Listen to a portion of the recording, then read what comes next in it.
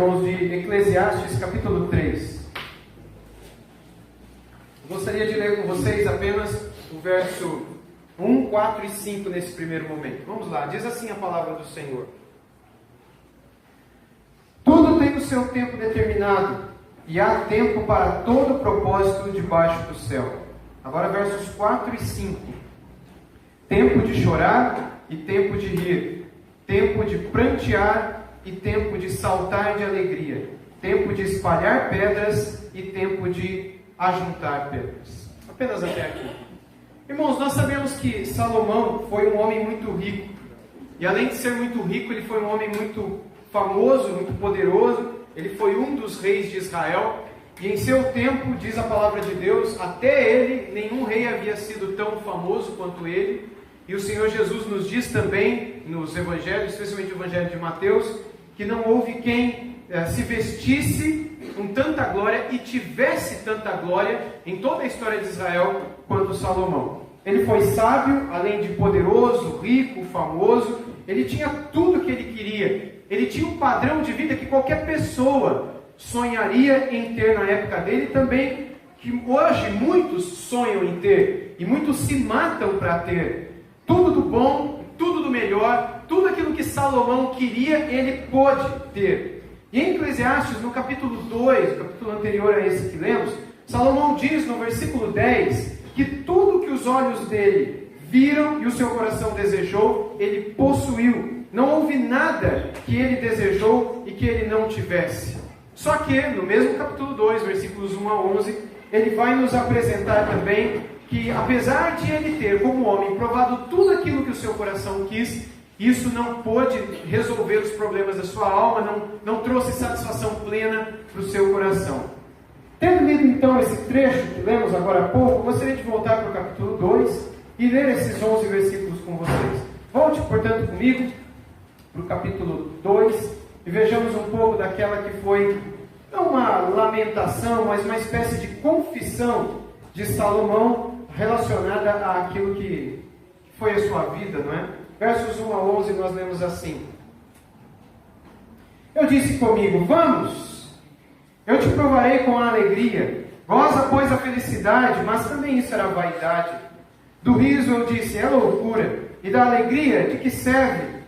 Eu resolvi no meu coração dar-me ao vinho, regendo-me contudo pela sabedoria, entregando-me à loucura, até ver o que melhor seria que fizessem os filhos dos homens debaixo do céu, durante os poucos dias de sua vida. Empreendi grandes obras, edifiquei para mim casas, plantei para mim vinhas, fiz jardins, pomares para mim, e nestes eu plantei árvores frutíferas de toda a espécie. Fiz para mim açudes, para regar com eles o bosque em que reverdeciam as árvores.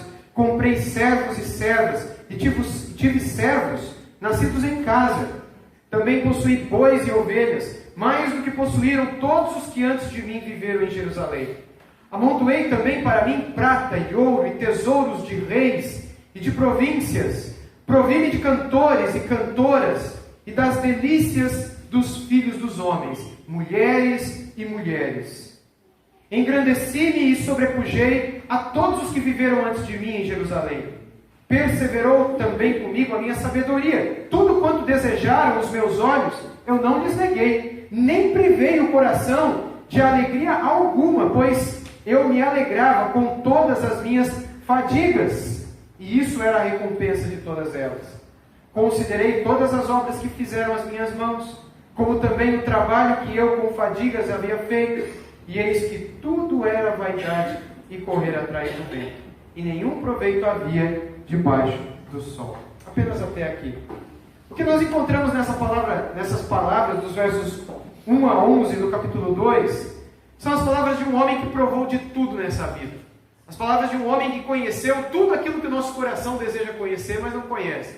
E que às vezes a gente, piedosa ou hipocritamente, ou as duas coisas misturadas, dizemos que não temos a mínima vontade de conhecer. Como um pastor uma vez me disse que depois de pregar na igreja dele que dinheiro não traz alegria, e ele enfatizou bastante isso, um senhor muito simples chegou no final do culto e disse para ele, pastor, eu acredito que o dinheiro não traz alegria, mas eu queria ter só um pouquinho para ter certeza. Porque é tão difícil para mim, desse lado, que nunca tive dinheiro nenhum, acreditar nessa verdade. Porque a gente vê o que os outros têm e a gente acredita que no dia que nós tivermos aquilo também, que nós seremos mais felizes. Que nós teremos mais paz, que nós teremos mais oportunidades, mais vida, mais alegria, mais conforto, mais prazeres. E o que nós encontramos nesse capítulo 2 é que este homem, que provou de tudo que a vida pode dar, ele descobriu no fim que nada nesse mundo pode preencher a sede de alegria e de felicidade no coração do ser humano. Eu gostaria de olhar mais uma vez para esse texto com vocês. No versículo 1, por exemplo, quando ele diz: eu disse comigo, vamos, eu te provarei com alegria, goza pois a felicidade, mas também isso era vaidade. Ele se convida a si mesmo, ele olha para ele mesmo, imagina ele olhando no espelho e ele diz: e aí, vamos? Ele para ele, né? Vamos fazer o que hoje? Vamos fazer tudo que der na cabeça? Vamos. Então vamos. Aí ele com ele mesmo sai para curtir a vida, só para ver no que isso iria dar. No versículo 2 a gente lê: do riso eu disse, é loucura, e da alegria de que serve. Já no versículo 2, Salomão dá a conclusão, antes de dar o seu testemunho pessoal, lá no versículo 11. E a sua conclusão é que as alegrias e os prazeres desse mundo, além de nada valerem, são uma loucura. Quando você corre atrás disso, como se isso fosse a coisa mais importante da sua vida. Vamos ver por quê. No versículo 3, mais uma vez, ele diz, no capítulo 2: resolvi no meu coração dar-me ao vinho, regendo-me, contudo pela sabedoria e entregando-me à loucura, até ver o que melhor seria que fizessem os filhos dos homens debaixo do céu, durante os poucos dias de sua vida. Então aqui no versículo 3, o que nós encontramos é Salomão se entregando ao vinho, se entregando às extravagâncias. Ele não tem limite para nada. Perceba que em todo o Antigo Testamento a Bíblia não condena o beber do vinho ou o beber das bebidas fortes. Apenas algumas ocasiões, em determinados votos e consagrações, em que se recomenda àquelas pessoas que elas não provassem dessas bebidas fortes, né? Mas em muitos outros casos isso não acontece. Inclusive Deuteronômio menciona a realidade de toda a família em Israel ter um pouco de vinho em casa para alegrar o coração. Logo, a Bíblia não condena o vinho, mas ela condena o excesso. E o que Salomão está testemunhando aqui é que ele viveu de excessos. Ele se entregou à extravagância. Ele não tinha limites. Tais como muitos no nosso país também, que se você abre as portas para a realidade do vinho, ou da cerveja, ou da bebida alcoólica como um todo, essa pessoa imediatamente ela se entrega ao alcoolismo, pela dificuldade que ela tem de saber o limite das coisas, pela dificuldade que ela tem de descobrir a tolerância, ou o contentamento, ou enfim, a realidade da extravagância como sendo algo que nós não devemos jamais viver. E aí então no versículo 4 nós lemos assim: eu empreendi grandes obras, edifiquei para mim casas, plantei para mim vinhas. Aqui nesse verso, Salomão, ele se lança a grandes projetos. Consegue imaginar um homem desse? Ele já tinha bebido e comido de tudo, ele já havia decidido fazer tudo que viesse à cabeça, e agora ele já não queria mais beber, ele decide viver de engenharia. Ele diz: eu vou construir. Eu acho que construir coisas deve trazer alegria para o coração. Eu vou realizar projetos, vou construir muitas casas, vou construir vinhas para mim. No versículo 5, veja, ele diz: fiz jardins, pomares para mim, e nestes plantei árvores frutíferas de toda espécie. Ou seja, ele conta que criou um jardim, que de tão grande que era esse jardim, ele plantou árvores frutíferas, todo tipo de árvore frutífera que era conhecida naquela região do mundo na época. Todo tipo de árvores que produziam frutos ele plantou naquele jardim, que era para ele só. Para ele e para aquele cara que ele conversou no espelho na hora que ele acordou. Só. E aí então, além dessas frutas todas, imagine você que nessa altura da história da humanidade, construir jardins era algo caríssimo. Lembra dos jardins suspensos da Babilônia? Lembra desses jardins suspensos também de Salomão, que alguns vão dizer que concorriam com os da Babilônia? Construir jardins e pomares era sinal de muita riqueza. E talvez você imagine que se você puder construir um grande império, uma grande, enfim, indústria, ou um grande nome, ou uma grande empresa, que isso vai trazer felicidade para você. Ou se você ter um grande sucesso na sua carreira, ou se entregar regar as extravagâncias, aquilo que todo mundo fica postando no Facebook, aí você compra e você tem também, e é uma coisa natural para você, que isso vai trazer felicidade. É disso que Salomão está falando. No verso 6 ele vai dizer o seguinte: fiz para mim açudes, para regar com eles o bosque em que reverdeciam as árvores. Eram muitas as árvores, tinham que ser regadas. Então ele constrói reservatórios de água, açudes imensos, gigantescos reservatórios de água que serviam apenas para irrigar as suas plantinhas.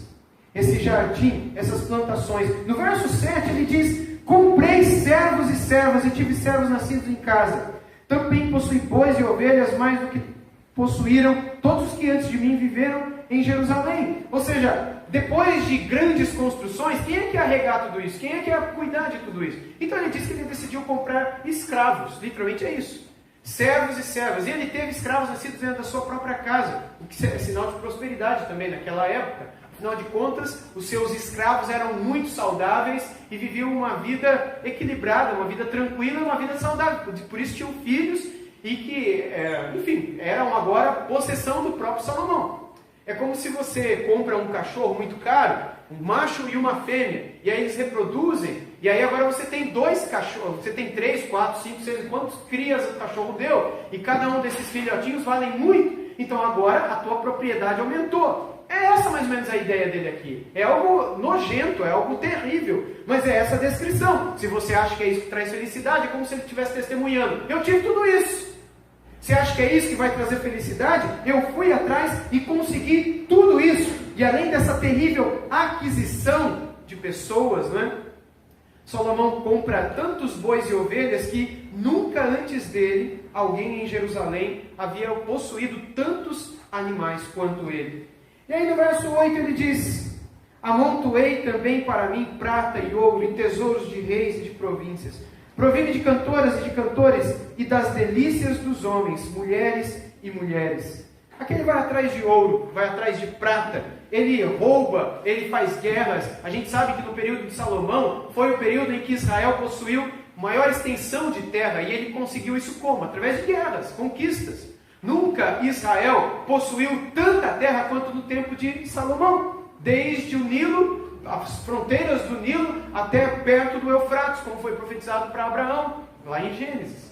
Ele foi um homem muito poderoso e com isso ele conseguiu comprar muita terra, e ter muito ouro, ter muita prata. E diz-nos a história de que ele foi o homem mais rico de seu tempo.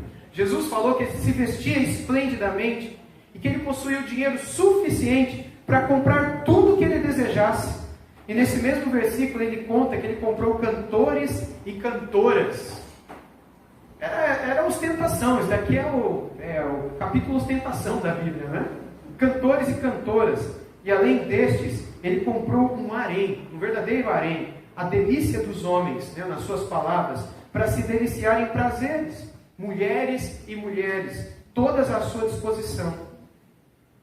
No verso 9, nós lemos o seguinte: engrandeci-me e sobrepujei a todos os que viveram antes de mim em Jerusalém, e perseverou comigo também a minha sabedoria. Nesse verso 9 ele nos diz que, enfim, que toda a fama que ele pretendeu ter, ele conseguiu. Nunca um rei de Israel foi tão famoso no mundo, em toda a história, quanto Salomão foi. No versículo 10 ele conclui dizendo: tudo quanto desejaram os meus olhos, eu não lhes neguei, nem privei o coração de alegria alguma, pois eu me alegrava com todas as minhas fadigas, e isso era a recompensa de todas elas. Se eu me cansava de ter relações com as mulheres, eu estava bem. Se eu me cansava de tanto comer os banquetes, as comidas e as bebidas, e eu me cansava de tanto vinho, estava tudo bem, era sinal que eu tinha. Se eu me cansava de tanto percorrer os meus jardins e comer as frutas, e ouvir as canções das cantoras e cantores que eu também comprei, estava tudo bem. Afinal de contas, esse cansaço era sinal da minha prosperidade. Mas e daí? No verso 10 ele diz que tudo o que ele quis, ele teve. Ele não negou nada que os seus olhos desejaram. Você já imaginou se você tivesse essa possibilidade? O que os seus olhos desejam? Eu vi uma imagem de Paris e eu vi um avião daquele tal e eu gostaria de ir para lá amanhã. Tudo bem, você vai. E o que você quer fazer em Paris? Não, eu assisti um Masterchef Paris, França, e eu quero comer naquele restaurante que passa aquele menu com 15 pratos, cada um deles 500 euros. Tá bom, você vai. O que mais você quer? Não, eu quero depois dar uma passada na Lua, porque eu fiquei sabendo que vai ter uma nave espacial para pessoas que, cada passagem, 2 bilhões. Então eu quero, então tá bom, você vai. O que mais que você quer? Ah, eu descobri também que aquele dono da Tesla, né? Ele vai fazer viagens para Marte, mas lembra que isso é a ida sem volta. Mas daí talvez, aí por enquanto não é uma boa ideia, né? Só de ida sem volta, né? Mas tudo que você quisesse, você poderia. De repente você não está satisfeito com o seu casamento, você quer outro, tudo bem. Quando? Agora, hoje à noite, tudo bem. Você não está satisfeito com o seu carro, com o som, você não está satisfeito com nada, você quer alguma outra coisa? O que você quiser, o que os seus olhos quiserem comprar, instrumentos, eletrodomésticos, coisas da tecnologia, relacionamentos, viagens, conquistas, diplomas, o que você quisesse ter, você poderia ter. Você acha que isso poderia trazer felicidade para você? Você seria uma pessoa mais feliz por causa disso? Ou será que você entraria em depressão por causa disso? Bom, talvez você pode ser aquela pessoa que eu mencionei no início, né? Você queria até um pouquinho, para ter certeza que essas coisas não trazem felicidade mesmo. Mas o fato é que o testemunho desse homem que viveu toda essa realidade, ao final, ele testemunha que, apesar de ter tido tudo o que quis, qual foi o resultado disso? Um homem feliz? Um homem realizado? Incrivelmente a resposta é não. E ele termina no verso 11 dizendo: considerei todas as obras que fizeram as minhas mãos, e também o trabalho que eu com fadigas havia feito. E eis que tudo era vaidade, correr atrás do vento, nenhum proveito havia debaixo do sol. A grande conclusão que Salomão faz é que a riqueza pela riqueza, o prazer pelo prazer, o sucesso pelo sucesso, são loucuras, é inútil, sem proveito. E por que Salomão entra nessa crise existencial depressiva que ele menciona nesse livro todo aqui de Eclesiastes? Ele vai dizer várias vezes sobre aquilo que acontece debaixo do sol, ele vai falar de aborto, ele vai falar sobre a sua vida, ele vai falar sobre a sua tristeza, apesar de ele ter sido o homem que foi, não só em sabedoria, não só em coisas não materiais, mas em coisas materiais também. No livro de Eclesiastes nós percebemos essa crise existencial mesmo, depressiva, deprimida, em que um homem que tinha tudo para ser feliz, não vendo mais razão para a vida, não vendo mais sentido em nada do que se faz debaixo do sol. E ele fala de morte, porque até mesmo as riquezas, irmãos, e prazeres não têm poder suficiente para alegrar e para resolver o problema do ser humano. Riquezas e prazeres só distraem os seres humanos, só servem para nos embriagar de nós mesmos e das coisas desta terra, mas são inúteis para saciar a alma humana definitivamente. A alma e o corpo humano precisam ser saciados. Há uma necessidade inerente a todo ser humano, e sem Deus, pensamos que o dinheiro é o que vai resolver o nosso problema. Sem Deus, pensamos que o sexo, ou as drogas, ou a tecnologia, ou as viagens, ou a comida, a bebida, ou um novo relacionamento, um novo trabalho, uma nova universidade, enfim, resolverão o nosso problema. Porque afinal de contas são as coisas que nos trazem prazer, e ninguém fica sem prazer. Se você está com fome, você não fala, não, eu não vou comer, porque o meu prazer é passar fome. Se você está com sede, você não diz para si mesmo, o meu prazer é passar, eu gosto de passar sede, sabe? Eu gosto de viver 4, 5 dias sentindo aquela secura na garganta, me traz... Não, ninguém sente prazer nisso. Quando você sente necessidade de alguma coisa, você corre para a solução daquela coisa. Se você está com sono, o teu prazer é dormir, você para o que estiver fazendo e vai dormir. A fome te leva a comer, a sede te leva a beber. E assim outras coisas também. Se você está com desejo de alguma coisa, de chocolate, você você compra o chocolate, você cai naquilo. Você vive pelo prazer. Ninguém vive sem se satisfazer. Ainda que o seu prazer é ir para casa e ficar sozinho sem ver ninguém na sua frente. Mas isso é buscar o teu prazer. É o que está te satisfazendo naquela hora. Ninguém pensa no outro.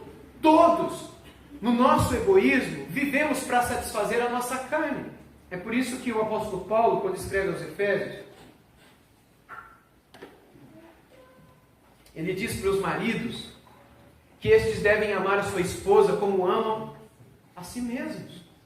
E não devem negar às suas esposas aquilo que eles não negam a si mesmos. Porque isso é o amor. O amor é quando você é capaz de dar ao outro aquilo que você daria para si mesmo se você tivesse vontade. É você olhar para o outro e pensar no outro. Enfim, todos vivemos para ser saciados. Nós corremos atrás da satisfação e nós achamos que as delícias e que os prazeres e que a satisfação poderão ser encontradas nas criaturas e na criação de Deus. Sem Deus, a gente acha que o dinheiro vai resolver tudo. O Senhor Deus é o dono de todo o ouro e de toda a prata. Foi isso que Ageu, no capítulo 2, no versículo 8 de sua profecia, escreveu. O Senhor é o dono de todo o ouro e de toda a prata. Portanto, todo o ouro e toda a prata, sem Deus, não levam a nada, que não à loucura e à depressão. É a essa conclusão que o homem mais sábio e rico do seu tempo chegou. Você já ouviu provavelmente histórias de homens muito ricos também, que em sua grande riqueza vivem como pessoas que sofrem demais. Há um tempo atrás eu ouvi uma entrevista com um cantor que eu particularmente gosto muito, que é o Andrea Bocelli. Eu acho que se Jesus voltar cantando, vai ser mais ou menos a voz do Andrea Bocelli. Mas isso é uma heresia minha, tá? Não está na Bíblia. Eu gosto demais da voz daquele homem. É o italiano Andrea Bocelli. Você sabe que ele é cego, né? E um dia, uma entrevistadora brasileira do Fantástico, é uma dessas que vive dando fora em entrevistas, né, internacionais. Não preciso dizer o nome dela, depois você sabe, talvez você sabe quem é. Mas ela foi entrevistada e chegou na casa dele e perguntou: e aí, Andrea Bocelli, né? Eu estou aqui na sua casa, tua esposa é linda, você tem filhos bonitos, uma mansão confortável, uma piscina maravilhosa, um sofá branco, falando para um cego, né? Lindíssimos, enfim. E como é que você se sente, você cego, diante de toda essa realidade? Sabe essa pergunta sábia de uma pessoa que passou 4 anos estudando jornalismo, né? E chega diante de um cara como ele e faz esse tipo de pergunta, enfim. Aí ele virou para ela e disse: então, você sabe que eu nunca vi a minha esposa. Eu nunca vi essa piscina, esse sofá, esse carro. Eu nunca vi os meus filhos. Mas eu tenho muito prazer na minha esposa, nos meus filhos, na piscina, no sofá, e para mim tudo é maravilhoso. Mas você sabe que, apesar de tudo isso que eu tenho, e que eu sinto prazer nessas coisas, não é porque eu não vejo que eu não tenho prazer. Ainda assim resta um vazio no meu coração, que estas coisas todas não são capazes de preencher. Aí ela ficou olhando com aquela cara, né, de, enfim, para ele, né, e essa é a realidade do ser humano. Essa é a realidade dele, como a de muitos outros, que a despeito de toda a sua prosperidade, são incapazes de chegar à satisfação. Você é aquela pessoa, e eu também, que sonhamos em ter um pouco mais, e quando temos, queremos ter um pouco mais. Quando temos, olhamos para aquela pessoa que tem um pouco mais e queremos ter um pouco mais. E aí a gente consegue ter um pouco mais. E aí a gente começa a conviver numa roda, num círculo da sociedade, de pessoas que têm aquele tanto mais. Mas tem um outro ali no meio que tem mais. E aí logo você quer ter aquele mais também que aquele tem. E aí quando você tem, você vai para um outro nível da sociedade e começa a ver aquelas casas milionárias e aqueles barcos que antes você sonhava comprar um carro popular 0 quilômetros. Mas agora você está vendo que é possível um iate de alguns milhões, não vai te fazer falta. E aí você vê que você compra aquele iate, mas de repente você sobe um pouco também de amigos na sociedade, supostos amigos, mas você pensa que o seu coração vai estar satisfeito? Você já vai querer comprar uma casa na França, uma casa na Itália, uma casa nos Estados Unidos, você vai querer empreender outras construções, porque o seu coração nunca estará contente e satisfeito com o que tem. Porque o teu coração é assim. Não é um problema teu, pessoal, é um problema nosso. Todos nós somos assim. Nós somos descontentes com tudo o tempo todo. Nós compramos um sapato e não vemos a hora de comprar o outro. Nós compramos um relógio, compramos um boneco, compramos um computador e é questão de dias. Para aquele vestido já não satisfazer mais, tem que ser outro, porque eu já usei. E já tirei uma foto, e já postei, e agora não posso tirar outra. Nosso coração é descontente, insatisfeito, é a nossa natureza. Portanto, ir atrás das riquezas, pelas riquezas, o prazer pelo prazer, nos levará ao sofrimento. E o sofrimento, se não arrependido, se não corrigido, se não transformado pelo arrependimento, nos conduzirá à depressão. Cuidemos-nos, portanto, para não cairmos nesse engano, irmãos. Sejamos contentes com o que Deus tem nos dado. Quer seja muito, riquezas, enfim, saúde, possibilidades, diplomas, quer seja pouco. Louvemos a Deus, o Deus da providência, não é? Sempre, porque Ele não tem deixado faltar nada para a gente. Que você tenha a Deus como o seu maior prazer. Você o tem como o seu maior prazer? Você sabe o que é buscá-lo como o melhor que pode ser buscado e senti-lo como aquilo que nada poderá ser melhor do que Ele? Você consegue encontrá-lo nos teus momentos a sós com Ele como aquele em cuja presença você encontra plenitude de alegria e em cuja destra você encontra delícias, prazeres perpetuamente, como diz Davi no Salmo 16, versículo 11? Ou você é alguém que na presença de Deus você não sente prazer nenhum, alegria nenhuma, delícia nenhuma? Delícia é o que você sente depois da igreja, na hora que você vai comer pizza, na hora que você vai para a churrascaria, ou na hora que você vai fazer o que você não deve. Aquilo é que você sente prazer? Onde é que está o nosso prazer? Nosso prazer está na comida, na bebida? Nosso prazer está na internet? Nosso prazer está nos relacionamentos, nos vícios, nas drogas, na pornografia? Onde é que está o teu prazer? Onde é que está a tua alegria? Ou está em Deus? Veja, essa é a reflexão desse homem que teve a possibilidade de ter tudo. Não tinha internet na época, mas ele arrumou um jeito de ter pornografia dentro da casa dele. Não tinha YouTube, não tinha esses canais como Spotify de música, mas ele comprou cantores e cantoras. Não havia hipermercados ou lugares onde ele poderia comprar, portanto ele construiu jardins e pomares e comprou servos e servas. Ele teve tudo aquilo que hoje nós sonhamos ter, mas e daí? É lá que nós encontramos a verdadeira vida? Não. Nessas coisas todas nós encontramos uma cisterna rota, água barrenta. Aquilo que o profeta Jeremias disse que o povo de Israel estava buscando, enquanto Deus se propunha a ser fontes de água viva. Essa ilustração é a seguinte: você já viu uma cisterna? Eu vou muito para o Nordeste pregar, é o lugar onde eu mais vou pregar, né? Todo mês, às vezes 2, 3 vezes no mês. E é muito comum nos interiores do Nordeste, principalmente no sertão, eles construírem cisternas. Algumas cavadas no buraco, outras mais modernas, que é uma espécie de piscinão que o governo dá. E aí vem o caminhão-tanque e enche lá de água, e a hora que acaba é um Deus nos acuda, porque em muitos lugares realmente não há água. Agora com a transposição de São Francisco, eu passei mês passado por um lugar onde a transposição está passando, existe uma esperança. Mas há muitos lugares em que a água não foi levada ainda. E essas cisternas, elas possuem a água ali. E o que a palavra de Deus diz por meio dos profetas no Antigo Testamento é que o povo dele, o povo de Deus, construía para si cisternas também, fontes de água, mas eram cisternas rotas. Rotas quer dizer furadas. No passado, no português arcaico, dizia-se que uma pessoa era boquirrota. Já ouviu essa expressão, boquirrota? O que é uma boquirrota? É um fofoqueiro. Você conhece alguém fofoqueiro? Talvez não, essas coisas não tem aqui para o sul. No sudeste tem bastante, né? Fofoqueiro é aquela pessoa que não aguenta segurar uma coisa na boca, ela não vê a hora de contar para os outros. Ela é uma boca furada, boca rota. Cisterna rota é uma cisterna que não segura a água vai embora. E por ser feita na terra, ela fica barrenta.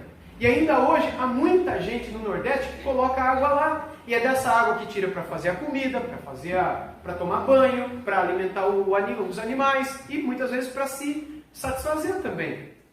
É como se Deus estivesse dizendo: o meu povo tem cavado para si cisternas rotas para beber dessa água suja, enquanto eu sou uma fonte de água viva, limpa, pura e deliciosa, mas eles não querem beber de mim. Eles não querem se alimentar de mim. Eles não têm prazer em mim. Eles me negam e vão atrás daquilo que é podre, mas que de alguma maneira satisfaz as suas almas. E aí a conclusão do Senhor para Ezequiel, Jeremias sabe por quê? É porque eles na verdade ainda não me conheceram. No dia em que eles beberem da água que eu lhes der para beber, lembra das palavras de Jesus para a mulher samaritana? Eles nunca mais terão sede. Eles saberão o que é ser feliz, o que é serem satisfeitos. Portanto, eu quero concluir desafiando você a buscar a Deus como o seu maior prazer. O Filho de Deus abriu um novo e vivo caminho para nós, né? Hebreus capítulo 10, versículo 20. Pelo novo e vivo caminho que Ele nos consagrou pelo véu, isto é, pela sua carne. Tudo que nós devemos fazer é bater para que a porta se abra, buscar para que você possa encontrar, pedir e você há de receber um conhecimento de Deus que venha a fazer dele o seu maior tesouro e prazer também. Eu quero concluir lendo um texto do Novo Testamento, que é onde estão essas palavras, lá em Mateus capítulo 7, com os irmãos e as irmãs. Abra, portanto, sua Bíblia comigo em Mateus capítulo 7, gostaria de ler os versos 7 e 11, para encerrarmos esse momento. Mateus capítulo 7, versículos 7 e 11, a 11.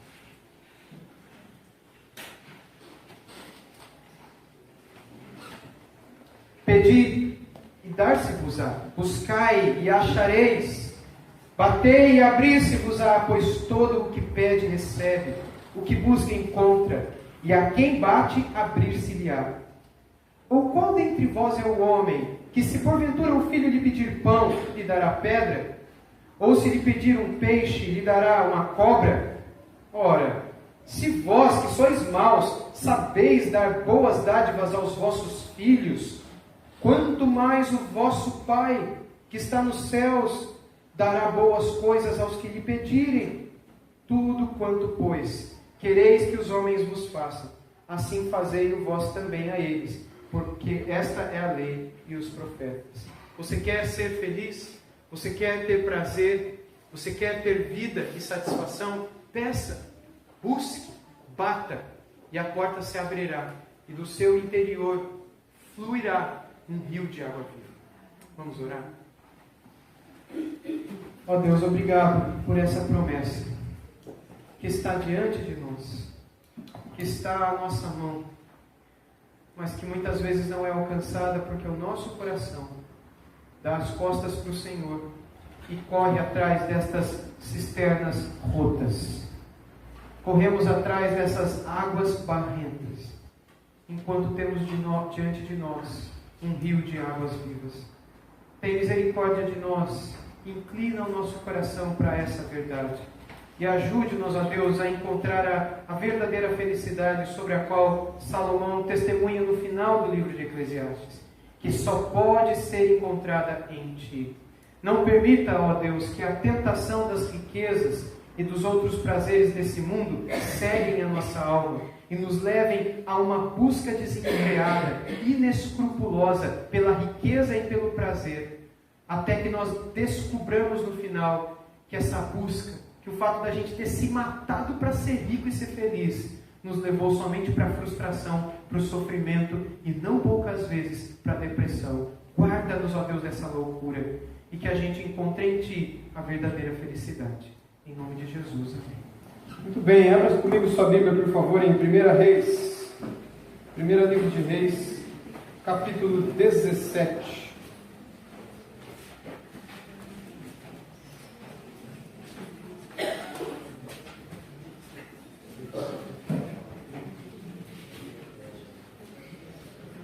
Primeiro livro de Reis, capítulo 17, eu gostaria de ler a partir do versículo 1 com vocês.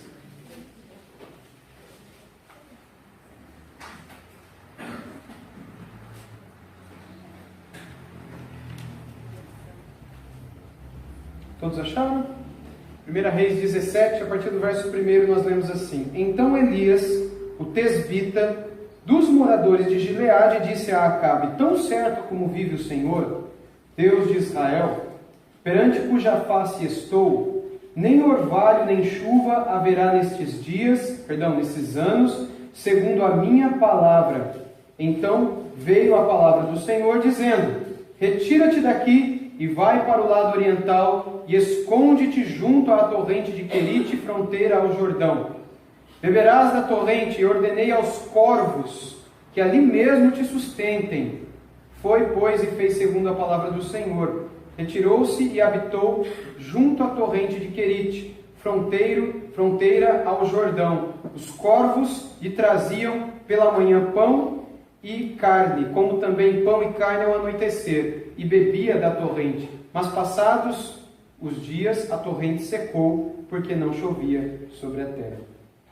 Senhor, que o Senhor mais uma vez possa falar ao nosso coração por meio da Tua palavra, nos trazendo edificação e alimento como tanto precisamos. Em nome de Jesus. Amém. Bem, irmãos, com a morte de Salomão, o rei Salomão, falava dele há pouco aqui, não é para vocês? Ele morreu no ano 931 a.C. O reino de Israel foi dividido. Depois de 120 anos de monarquia, nesses 120 anos reinaram Saul, Davi e Salomão. 120 anos de monarquia em Israel. O reino é dividido. E agora formam-se o reino do norte e o reino do sul. 10 das 12 tribos de Israel, com a liderança cismática, não é, de Jeroboão I, eles formam o que a gente conhece hoje como o reino do norte, depois que Salomão morreu, que ficou conhecido como Israel, cuja capital era a Samaria. Inclusive, eles achavam que lá na Samaria, o monte da adoração, o monte de Deus, era o monte Gerizim.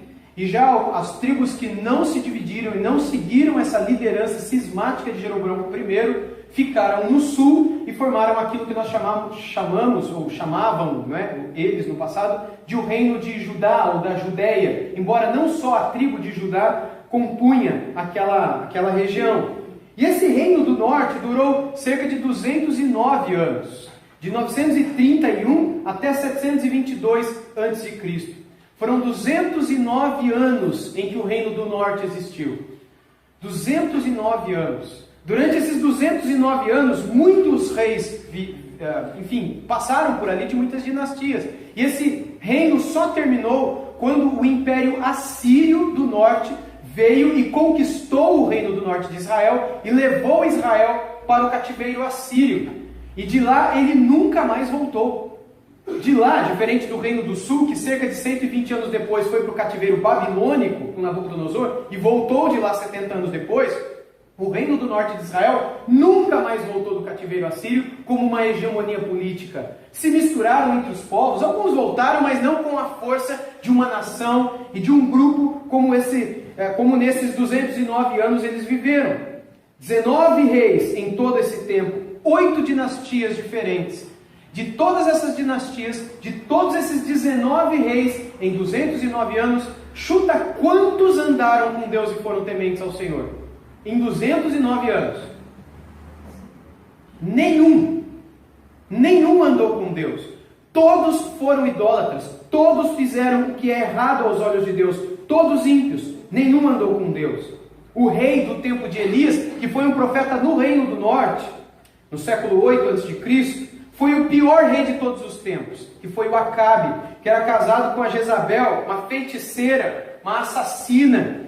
Ela era uma espécie de sumo sacerdotisa ou adoradora de Baal também, e que casou com Acabe por conta de uma negociata política. Acabe, como rei do norte, sabendo das invasões e do perigo que ele não tinha mais a presença de Deus, ele se meteu em negociações políticas, e uma delas foi unir-se aos reis de Tiro e Sidom, e nessa negociação ele teve que casar com a filha dos caras e casou com a Jezabel. E trouxe ela.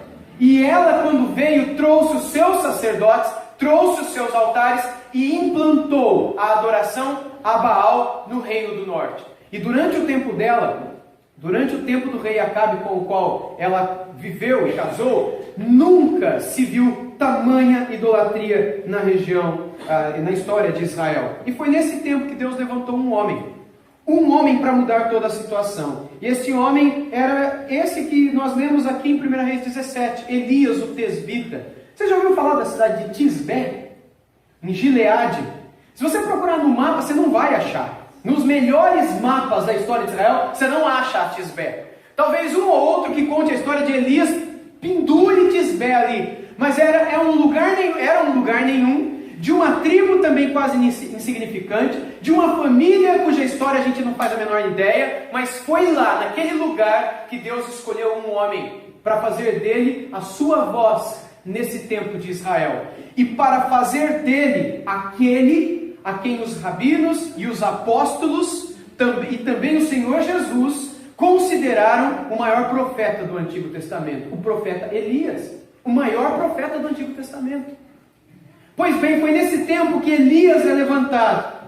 É nesse tempo que, quando todos, praticamente os profetas, estavam quietos, desse vilarejo desconhecido e inexpressivo no contexto mundial, que Elias se levanta e a sua primeira palavra, ou a primeira séria palavra, foi justamente essa, de recordar o rei daquela profecia de Deuteronômio 11, quando o próprio Deus disse por boca de Moisés que enquanto o povo estivesse obedecendo, não teria falta de chuva, nem de cereal, nem de nada. Mas no dia em que o povo desse as costas para Deus, faltaria grãos, faltaria a comida, faltaria chuva e faltaria, com a falta da chuva, tudo mais. E o Elias só foi avisar, a chuva secou. Vocês são idólatras. Em outras palavras, foi isso. E é por isso que a seca chegará. E foi isso que aconteceu. Ele foi para uma região, ali o Senhor o sustentou. Inclusive, é a capa do meu livro de depressão. Isso foi uma escolha da editora, eu gostei bastante. Que é esse período quando os corvos, eles trazem pão e comida para Elias durante um tempo. E ele bebia da torrente ali também, até que ela secasse por conta da seca daquele período. Foi isso que aconteceu. E a história de Elias é surpreendente. Nela a gente encontra um paralelo enorme entre o que a gente chama de depressão no nosso tempo, com aquilo que viveram grandes homens de Deus na história bíblica. E em 1 Reis 19, 2 capítulos depois, a história de Elias é descortinada diante de nós como o ápice do seu sofrimento, da sua crise emocional. O que a gente vê, irmãos, é o coração de um homem santo, um homem que andou com Deus, um homem que veio de uma família extremamente humilde e desconhecida, e que se tornou um servo tremendamente usado por Deus, o qual, apesar de toda a consagração, experimentou um dos quadros mais terríveis de depressão na Sagrada Escritura. Um dos eventos mais conhecidos da Bíblia envolveram exatamente esses profetas da Jezabel, os profetas de Baal, em seu embate com o Elias. E o rei Acabe estava junto também. E o ponto alto dessa história está no capítulo 18. Portanto, veja comigo, no capítulo 18, versos 20 até 40. Vamos dar uma olhada? A partir do verso 20, no capítulo 18, nós lemos que então enviou Acabe mensageiros a todos os filhos de Israel e ajuntou os profetas no Monte Carmelo. Então Elias se achegou a todo o povo e disse: até quando cocheareis entre dois pensamentos? Se o Senhor é Deus, seguiu. Se é Baal, seguiu. Porém o povo nada lhe respondeu. Então disse Elias: só eu fiquei dos profetas do Senhor, e os profetas de Baal são 450 homens. Entenda, Elias, nesse primeiro momento, corajoso, diante de um período de seca, ele se coloca diante do povo e faz assim, e fala assim: pessoal, presta atenção no que vocês estão fazendo. Só eu sobrei de profeta e vocês estão todos dando ouvidos aos 450 profetas que essa bruxa trouxe de Tiro e Sidom para cá. Vocês têm que saber a quem vocês vão seguir. Vocês não podem ficar entre um pensamento e o outro. Se é Baal ou se é Yahvé, vocês têm que decidir. E eles estão nessa situação do Monte Carmelo, e um pouco depois vai surgir aquele famoso desafio, quando Elias incita os profetas de Baal a subirem no Carmelo e ali colocarem uma oferta, um animal, e verem que Deus vai mandar o fogo do céu primeiro. Vamos ler a história. Versículo 25. Disse Elias aos profetas de Baal: escolhei para vós um dos novilhos, preparai o primeiro, porque sois muitos, e invocai o nome do vosso Deus. E não lhe metais fogo. Tomaram um novilho que lhes fora dado, prepararam-no e invocaram o nome de Baal desde a manhã até o meio-dia, dizendo: Baal, responde-nos! Porém não havia voz que respondesse. E manquejando se movimentavam ao redor do altar que tinham feito. Então imagina a cena, esses manquejando aqui. Você já viu cena de culto indígena, onde eles fazem algum totem, alguma coisa, e eles ficam dando voltas, e eles ficam manquejando assim? Esse tipo de prática é muito comum, não sei por que eles fazem isso. Mas os adoradores de Baal, de Ashtaroth, de Ishtar, de Inaná, de tantos outros deuses, Haddad, Abu, outros deuses da antiguidade, que são dessa região assíria, babilônica, e que influenciou demais Israel, os fenícios e tantos outros, eles tinham esse costume. E eles fizeram isso, 450 homens, no alto do Carmelo. Toda a nação de Israel estava ali, o rei Acabe estava ali. E nada acontecia. E o texto continua dizendo o seguinte, no versículo 27. Ao meio-dia, ou seja, desde o comecinho da manhã também, Elias zombava deles, dizendo: clamai em altas vozes, porque ele é Deus. Pode ser que esteja meditando, ou atendendo a necessidades, ou de viagem, ou a dormir, e despertará. Só um parênteses aqui, uma nota de rodapé. O hebraico, gente, não diz assim. Esse atendendo a necessidades, literalmente em hebraico, é fazendo o número 2. Eu não tenho até coragem de falar isso para vocês. Sabe, tá no banheiro atendendo uma necessidade? É exatamente assim que está no original. E curiosamente, a sua Bíblia traduz literalmente, porque até hoje eu não conheci nenhuma Bíblia que traduzisse que ele estava fazendo o número 2 no banheiro. Baal talvez esteja atendendo a necessidade, coisa muito importante para fazer, ou ele saiu para viajar, ou ele está dormindo, então grita aí, porque aí ele vai ouvir, a porta está trancada, de repente ele está com fone no ouvido no banheiro, como é que ele vai ouvir? E zombando, Elias falava assim com ele. Elias não tinha medo de morrer não, gente. Ele estava sozinho e tinha 450 homens diante dele. Elias era homem. Ele não tinha medo. E afora esses 450 profetas, tinha todo o povo que adorava a quem? A Baal. E Elias estava zombando do Deus de todo mundo. Estava zombando dos próprios profetas e do próprio Deus de toda aquela gente. Veja comigo, por favor, versículo 28. E eles clamavam em altas vozes e se retalhavam com facas e com lancetas, segundo o seu costume, até derramarem sangue. Passado o meio-dia, profetizaram eles, até que a oferta de manjares se oferecesse. Porém não houve voz, nem resposta, nem atenção alguma. Então Elias disse a todo o povo: chegai-vos a mim. Todo o povo se achegou a ele. O povo já estava cansado, de não ver nada. Elias restaurou o altar do Senhor. Guarde essas palavras aqui. Elias restaurou o altar do Senhor que estava em ruínas. Tomou 12 pedras, segundo o número das 12 tribos dos filhos de Jacó, ao qual viera a palavra do Senhor, dizendo: Israel será o teu nome. E com aquelas pedras edificou também o altar em nome do Senhor. Depois fez um rego ao redor do altar, uma espécie de buraco, tão grande como para semear 2 medidas de semente. E então armou a lenha, dividiu o novilho em pedaços, pô-lo sobre a lenha e disse: enchei de água 4 cântaros e derramai sobre o holocausto e sobre a lenha. E disse: fazei segunda vez, e fizeram. E disse: fazei terceira vez, e fizeram terceira vez. De maneira que a água corria ao redor do altar, e ele encheu também de água o rego. Qual é a ideia de Elias aqui? Eu não quero que ninguém diga que eu usei de artifício, porque na hora que começar a pegar fogo nesse graveto, nessa madeira e nesse holocausto, eu não quero que ninguém fale que foi marmelada. Eu quero que todo mundo veja que foi por um milagre, por isso encharca de água. Encharca para que seja maior ainda um milagre. E aí, então, versículo 36, no devido tempo, para se apresentar a oferta de manjares, aproximou-se o profeta Elias e disse: ó Senhor, Deus de Abraão, de Isaque e de Israel, fique hoje sabido que tu és Deus em Israel, e que eu sou o teu servo, que segundo a tua palavra fizeste todas estas coisas.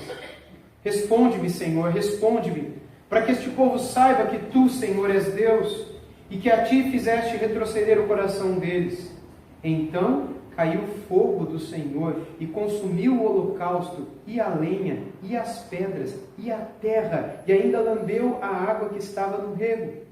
O que, vendo todo o povo, caiu de rosto em terra e disse: o Senhor é Deus, o Senhor é Deus.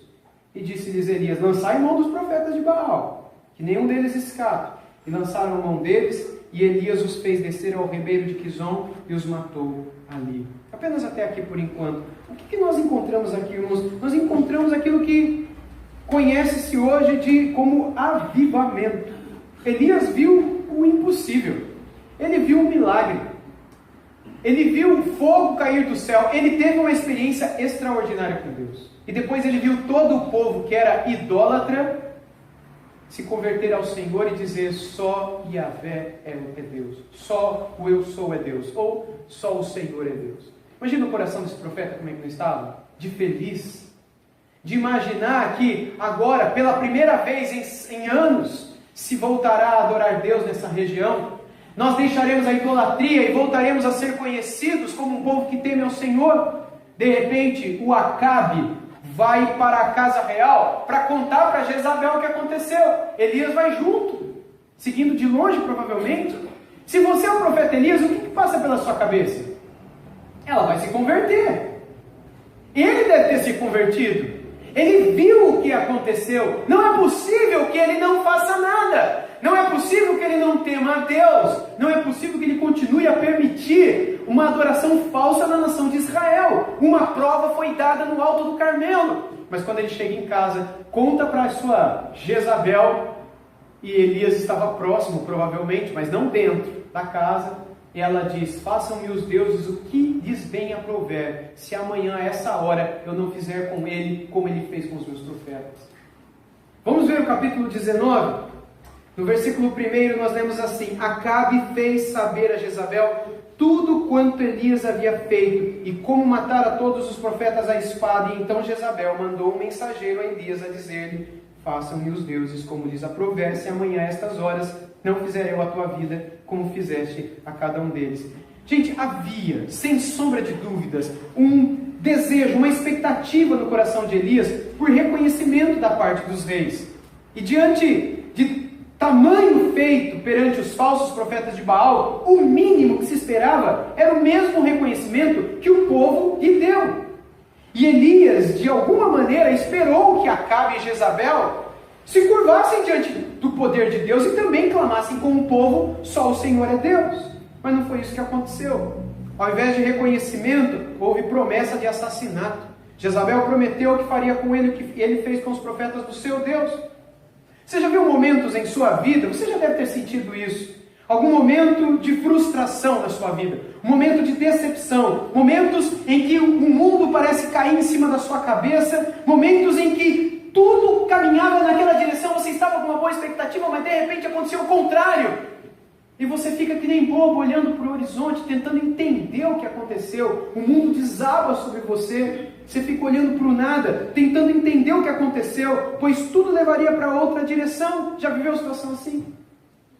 É isso que Elias passa aqui no 19. Como é que eles não se arrependem? Como é que eles não reconhecem? E aí, quando ele soube dessas palavras da Jezabel, Elias se levantou e fugiu. Elias poderia ter feito o seguinte: o que essa louca pensa que eu sou? Eu não tive medo de 450 profetas de Baal, eu vou ter medo de uma mulher? Eu não tenho medo de mulher. Eu não tenho medo de homem, vou ter medo dela, que é uma idólatra, que é uma bruxa, que é uma feiticeira, que não tem nada. Eu tenho Deus na minha vida. Eu sou homem de Deus, eu vi o fogo cair do céu. Porque uma louca falou que vai me matar, pode falar para vir. E pode mandar os exércitos do papai, da mamãe, do tio dela lá de cima. Quem quiser pode vir, porque aqui é Corinthians, sei lá. Pode vir, pode vir. E isso seria o normal. Tirando o Corinthians, obviamente. Mas isso seria o normal. Ele não deveria ter tido medo. Veja, Elias era homem, gente. Ele não teve medo de perder a própria vida diante de toda aquela nação idólatra, diante dos profetas do próprio Deus falso. E agora, quando uma mulher falou: eu vou te matar, ele fica com medo de uma mulher. Não é muito diferente de muitos homens hoje em dia também, não. Não é? Mesmo imaginando que se a mulher fala, o homem já fica, né? Puxa, vai que, né? E dali ele caminhou. Dali ele desceu para Berseba, mais ao sul, que fica em Judá já. Ele estava no norte, em Israel, ele desce para o sul, reino da Judéia. Deixa ali o seu moço, uma espécie de auxiliar, e vai deserto adentro, para talvez o deserto de Negueb, a gente não sabe ainda, mas não sabe certo, não é? Mas vamos dar uma olhada no texto, no capítulo 19, na sequência.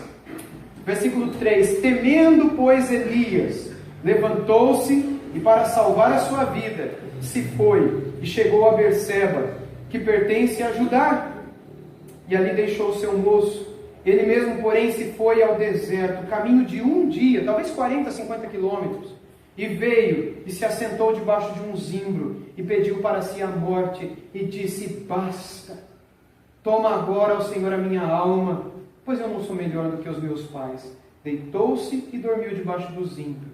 E eis que um anjo o tocou e lhe disse: levanta e come. Olhou ele e viu junto à cabeceira um pão cozido sobre pedras em brasa e uma botija de água. Comeu, bebeu e tornou a dormir. Entenda, irmãos, tudo que Elias viveu nesse momento, depois de fugir dessa mulher, depois de ir caminho de talvez 50, 60 quilômetros ou um pouco mais adentro, ele acha um zimbro. O zimbro é uma árvore pequena, uma árvore que no máximo 3 metros de altura, que possui folhas curtas e espinhosas e que nunca caem, independentemente do tempo, do clima ou do deserto nesse caso. E Elias encontra e se assenta debaixo dela, da sombra, enquanto pensava na Jezabel, tudo o que havia acontecido, a demonstração extraordinária do poder de Deus, e é aqui que Elias desenvolve os principais sintomas da sua depressão, daquilo que hoje nós chamamos de depressão, mas que na época era chamada de angústias da morte, ou vale da sombra da morte. Havia outros termos naquele tempo para descrever aquilo que hoje muitos passam e que são chamadas de depressão. As suas primeiras palavras foram estas que lemos aqui: basta, toma agora, ó Senhor, a minha alma, pois eu não sou melhor do que os meus pais. Ou seja, me mata agora mesmo, porque eu sou tão pecador quanto todo mundo que viveu antes de mim, aqui nessa nação. E dizendo isso, ele dormiu. Ele se deitou muito cansado, provavelmente da sua longa viagem, e aqui nós vemos a primeira coisa que Deus faz com Elias: cuidado e não confrontação. Cuidado e não confrontação. Deus manda um anjo, o anjo toca nele, ele vê a comida, a bebida, o pão assado sobre pedras em brasa, ele vê a botija de água. De onde veio aquela água no meio do deserto? De onde veio aquele pão? Ou foi o milagre ou foi o anjo que preparou. Mas ele se levanta, come, bebe e dorme de novo.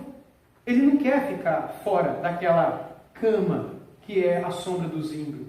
Ele não tem forças para levantar. E quando ele está acordado, ele pede para morrer. Tenta imaginar o estado de alma desse homem. E a primeira reação de Deus não foi confrontar o seu pecado, atirando-lhe em face o erro. Deus é sábio e Ele agiu de um modo diferente de muitos de nós. Porque Deus poderia ter chegado para Elias e ter dito por meio do anjo, ou uma voz lá do céu, de trovão, ou sei lá, de alguém outro, ou da jumenta mesmo, né? Aquela do Balaão, poderia ressuscitar e aparecer aqui agora. E Deus poderia dizer: ô Elias, você não tem vergonha não? Olha o papelão, Elias. Ser homem, ser macho, né? Seja homem, levanta. Elias, está todo mundo sabendo que você fugiu, fica com medo de uma mulher. Mas Elias, você não teve medo nem daqueles profetas todos. Elias, isso é temor dos homens, Elias. Isso é pecado, Elias. Você não pode temer os homens. Os homens são grandiosos e eu sou pequenininho. Você não acha que eu vou proteger a tua vida? Temor dos homens, incredulidade, bananice. Seja homem, se levanta. Você está dando mau testemunho, aparência do mal. Volta hoje, Elias, para o caminho. Pega o teu moço lá em Berseba, sobe para Israel, que eu vou mostrar para essa mulher. Faz a tua parte e deixa de ser incrédulo. Se Deus dissesse tudo isso para Elias, estaria errado? Não. Por que Deus não fez isso? Porque Ele não é tolo como nós somos. Deus, Ele não é como a gente que muitas vezes chega e fala: eu vou falar as verdades para essa pessoa. Goste ou não, vou falar. Vou falar tudo que tem que falar. E a hora que eu terminar, eu vou ficar aliviado, vou lavar as minhas mãos. Se quiser se matar, que se mata. Se quiser matar os outros, que mata. Se quiser não comer, não come. Se quiser não levantar, não levanta. Mas eu vou falar as verdades para ele. Graças a Deus, Deus não é que nem a gente, né? Deus chega diante de Elias, o alimenta e o deixa dormir. Envia esse anjo, ele se levanta, come, bebe e volta a dormir. O fato é que não houve confrontação do pecado diante desse sofrimento de Elias, mas houve uma demonstração tenra e amorosa de preocupação pelo estado físico daquele homem que havia caminhado muito sem comer nada. Deus cuidou de Elias, enviando-lhe certamente uma boa alimentação. Depois que Elias comeu e bebeu e ouviu o que Deus tinha dito, agora é a hora da gente pôr a conversa em dia, hein, Elias? Não, ele dormiu e Deus deixou. Deixa ele dormir. Depois, outra vez, o anjo vem, o toca, o chama e se levanta para comer de novo. Vamos continuar no texto? Qual o versículo que a gente parou, hein, irmãos? Agora é o 7? Isso. Voltou segunda vez o anjo do Senhor, tocou-lhe e lhe disse: levanta e come. Essa é a segunda vez. Porque o caminho te será sobre modo longo. Ele se levantou, pois comeu e bebeu, e com a força daquela comida, caminhou 40 dias e 40 noites até o Horebe, o monte de Deus. O Horebe é o mesmo monte Sinai, é uma parte do Sinai. E aí o texto continua. Ali entrou numa caverna, onde passou a noite. E eis que lhe veio a palavra do Senhor, e lhe disse: que fazes aqui, Elias? Só para a gente entender. Depois de comer e dormir, comer, beber e dormir, o Senhor diz: Elias, agora é hora de caminhar. Você vai levantar. Você está querendo morrer, mas Elias, tira esse negócio da sua cabeça, Elias. Deus nem deu bola para ele. Agora você vai sair daqui, você vai fazer uma caminhada, Elias. Vai durar 40 dias essa caminhada, mas você vai caminhar. E Elias vai. Ele era um homem que temia a Deus. Mas quando ele chega no ponto final, ele entra numa caverna. Ele entra num buraco. E ali ele quer se esconder. E mais uma vez ele deseja a morte. E aí Deus, no final do verso 9, pergunta: o que é que você está fazendo aqui, Elias? Gente, Deus sabia o que ele estava fazendo ali? Por que mais uma vez Deus não o confrontou violentamente? Deus não sabia o que ele estava fazendo ali? Mas como uma professora ou um professor que nos ensina fazendo perguntas, sabe aquela professora que faz perguntas para as crianças? Não para que as crianças as ensinem, mas porque por meio das perguntas elas querem ensinar alguma coisa. Assim Deus faz perguntas para que Elias entenda algumas coisas. O que você está fazendo aqui, Elias? Você aqui. O que, Elias? Veja a resposta dele no verso 10. Eu tenho sido zeloso pelo Senhor, Deus dos exércitos, porque os filhos de Israel deixaram a tua aliança. Mentira número 1. Derribaram os teus altares. Mentira número 2. Mataram todos os teus profetas à espada. Mentira número 3. E eu fiquei só. Mentira número 4. E procuram tirar minha vida. Essa é a única verdade. É a única. Daqui a pouco a gente vai perceber pelo porquê. Bom, eu já posso dizer desde já. Quando ele diz: os filhos de Israel deixaram a tua aliança. O que aconteceu ontem? Aliás, ontem não, 40 dias antes, né? Agora já caminhou 40 dias. Todos eles não voltaram a mim? Por que você está falando que todo mundo me abandonou? Derribaram os meus altares, Elias? Você lembra daquelas 2 pedrinhas que você pegou lá no alto do Carmelo? Você, Elias, reedificou um altar para mim. Como derrubaram todos os teus altares? Pode parar de falar. Você não está falando nada com nada. Isso é coisa da sua cabeça. Por que Deus não é que nem a gente, né? Que chega e fala: olha, para de falar. Você está falando, você não tem pé nem cabeça o que você está falando. Você está enxergando o mundo de um modo todo errado. Isso é ilusão. Não é essa a verdade. Fica quieto, não fala nada, que eu vou te dizer qual é a real. Esse mundo, sabe o que está passando na sua cabeça? Não tem nada a ver. Para de falar besteira. Não é assim que muitas vezes a gente aconselha os outros? Por que Deus não fez isso? Porque Deus não é insensato e rude e ignorante como nós. Deus só pergunta: o que você está fazendo aí? E aí Elias fala uma besteira, fala outra besteira, fala a terceira besteira e fala a quarta besteira, né? Quando fala: mataram todos os teus profetas à espada. Não mataram todos, depois o Deus vai contar no final: eu fiquei só. Não, você não está sozinho. Mas Deus escuta e não fala nada. Bom, o texto continua dizendo: disse-lhe Deus no verso 11: sai e põe-te neste monte perante o Senhor. Eis que passava o Senhor, e um grande e forte vento fendia os montes e despedaçava as penhas diante do Senhor. Porém o Senhor não estava no vento. Entenda, essa palavra vento aqui em hebraico traz a ideia um furacão, um verdadeiro furacão poderoso que soltavam as pedras no alto da montanha e elas caíam. Depois daquele furacão, veja, depois do vento, um terremoto. Muito interessante, não? Talvez pelo fruto das pedras que caíam ao chão, alguma outra consequência, mas o Senhor não estava no terremoto. Depois do terremoto, o quê? Um incêndio, fogo, mas o Senhor não estava no fogo. E depois do fogo, um cicio tranquilo e suave. Cicio tranquilo, cicio é o som das folhas secas que caem da árvore, quando você está rastelando aquelas folhas, ou pisando, o craquelar das folhas é esse cicio. E é e por meio desse som tranquilo da natureza, que o Senhor fala com ele. No meio desse som tranquilo da natureza, nós vemos no verso 13, ouvindo Elias, ouvindo aquele som tranquilo, envolveu o rosto no seu manto, e saindo, pôs-se à entrada da caverna, e eis que lhe veio uma voz e lhe disse: que fazes aqui, Elias? Esse é o nosso Deus. Aí Elias dá um Ctrl+C, Ctrl+V, copiar e colar, e veja a resposta dele. Tenho sido em extremo zeloso pelo Senhor Deus dos exércitos. Por quê? Mentira número 1, né? Os filhos de Israel deixaram a tua aliança. 2.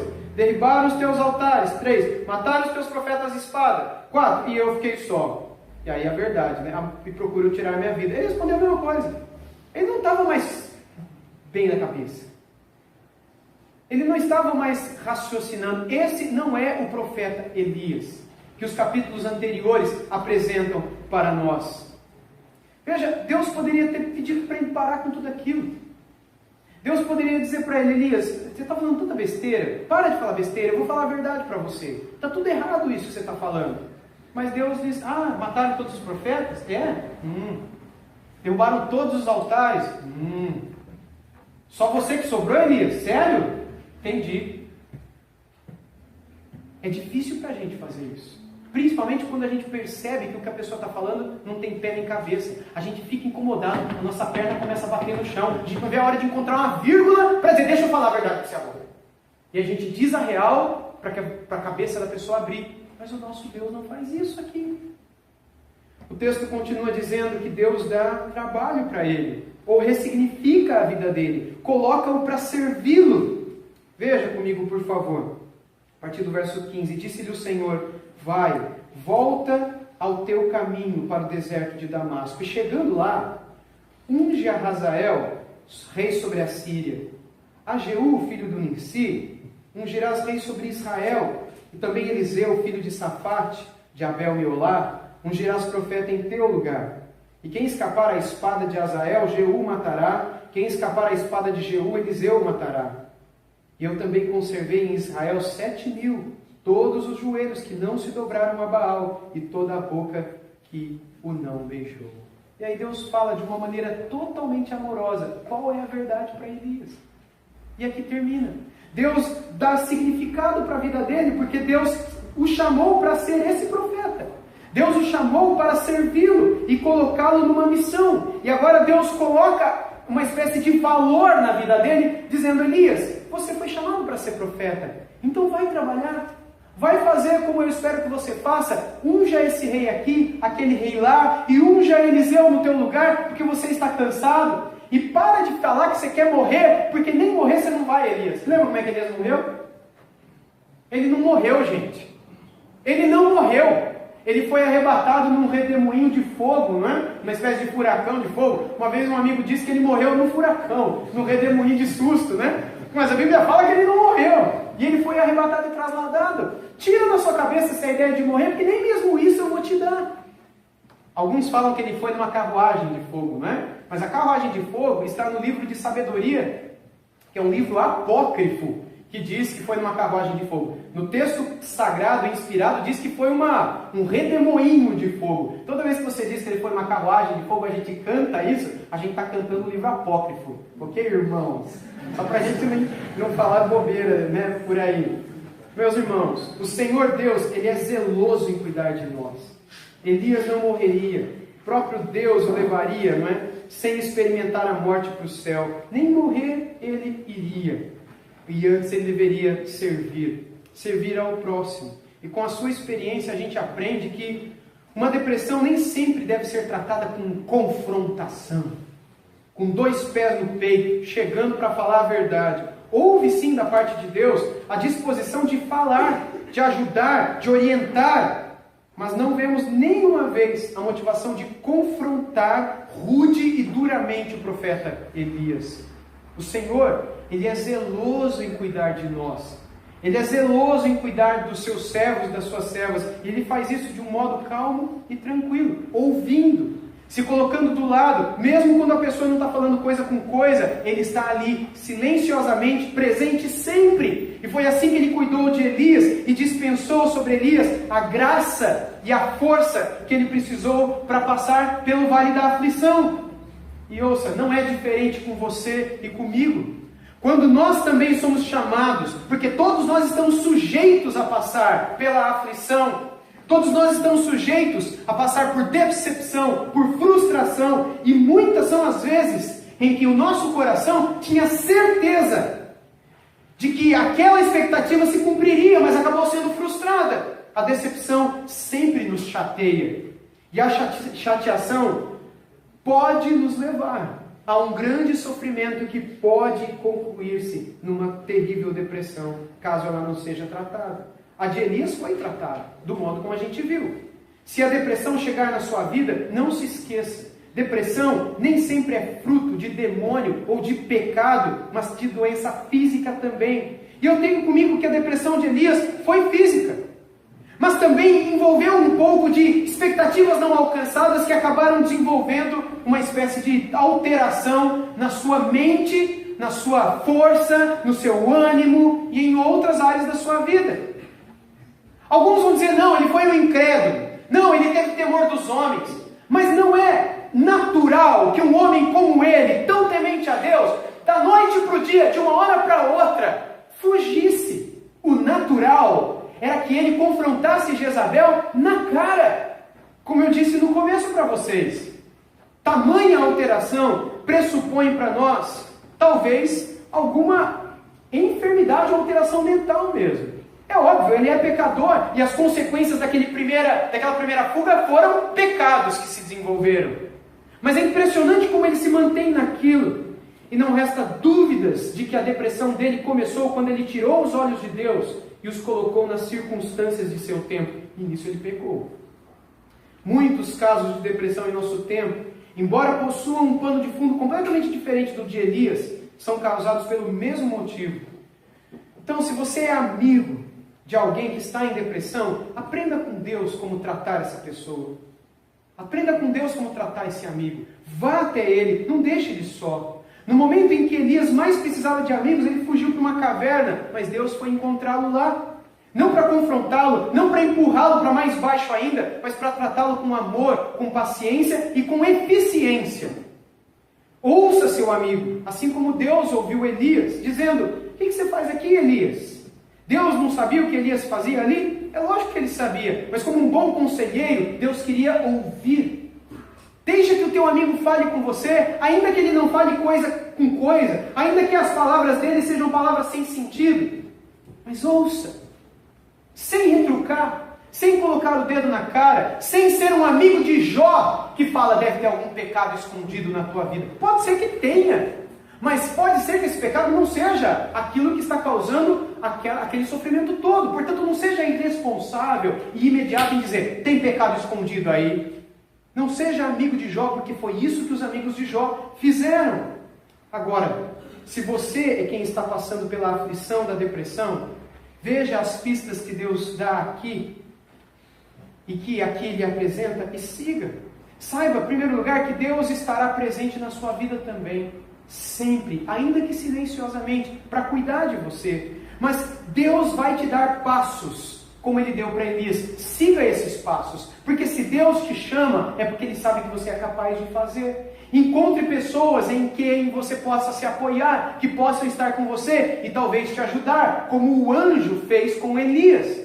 Elias não tinha condições de se alimentar sozinho. Elias não tinha condições de se levantar, mas Deus enviou alguém para estar do lado dele. Você sempre terá pessoas ao seu lado. Procure, aceite ajuda. Ouça essas pessoas. Talvez elas sejam um instrumento de Deus na tua vida.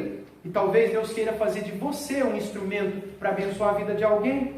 Siga esses passos. Passos em direção a alguém com quem você possa falar. Não pare. Não afunde em uma cama ou em um sofá esperando a morte, por mais que esse desejo esteja no seu coração, como esteve no de Elias, como esteve no de Jonas, como esteve no de Davi, no de Salomão, no de Asaf, como esteve no de Jó, como esteve no de Paulo, como esteve no coração de tantos homens de Deus no passado, como esteve no coração do maior profeta do Antigo Testamento, Elias. Se todos esses homens puderam passar, foram capazes de passar por essa situação, você acha que você está livre disso?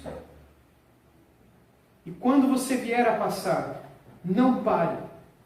Ainda que pensamentos de morte venham à tua cabeça, vá e não pare por nada. Deus estará ao teu lado, silenciosamente, presente sempre, dando a você a força e a graça que você precisa para buscá-lo com todo o seu coração. Trate-se, busque a comida, busque o alimento, busque o tratamento, use use a natureza, use as coisas que estão ao nosso redor como Deus usou na vida de Elias, e permita que por meio dos conselhos e palavras e das coisas desse mundo, Deus possa te tratar.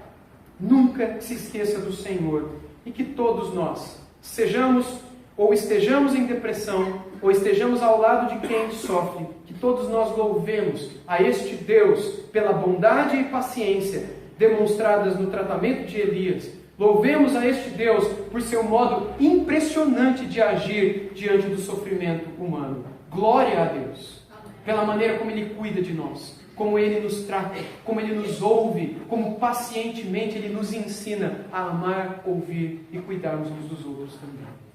Vamos orar. Bendito Deus e eterno Pai, obrigado pela Tua graça e pelo Teu amor, pela Tua paciência e pelo Teu favor. E por mais que nós busquemos nos isolar, e por mais que nós fujamos de Tua presença, por mais que nós sejamos infiéis, a Tua palavra diz que o Senhor permanece fiel. A Tua palavra nos diz que o Senhor continua a vir até nós, enviando os Teus servos, para que nós compreendamos que não haverá sentido para a nossa vida se não for, ó Deus, na Tua presença, se não for Te servindo, se não for vivendo aqueles planos que o Senhor tem para nós. Ajuda-nos, ó Deus, a nunca nos esquecermos dessa graciosa presença, desse gracioso cuidado do Senhor para conosco. E também nos ajude a lembrar que se é assim que o Senhor nos trata, que é assim que nós devemos tratar aqueles que sofrem também. Use-nos, ó Deus, como um instrumento da Tua graça e do Teu poder, para estarmos ao lado de quem sofre, a fim de sermos uma bênção na vida deles. Nós nos entregamos a Ti, gratos pelo que o Senhor faz em nós e pelo que o Senhor pode fazer através de nós, apesar de nós. Nós oramos agradecidos, em nome de Jesus.